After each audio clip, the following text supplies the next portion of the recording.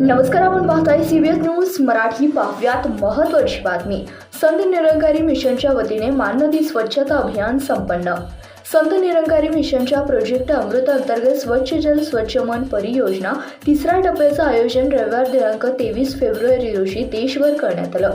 यामध्ये सांगोला सेक्टरच्या वतीने हंगेरगे व सांगोला ब्रँचकडून वासोदाकुला येथे माननदी स्वच्छतेसाठी तेथील पुलाच्या पूर्वेस 1.5 किलोमीटर व पश्चिम बाजूस 1.5 किलोमीटर असे एकूण 3 किलोमीटर अंतर स्वच्छ केले आहे. यावेळी 4 ट्रॉली कचरा गोळा केला. यामध्ये प्लास्टिक, काचेचे तुकडे, फाटलेली कपडे इत्यादी कचरा होता.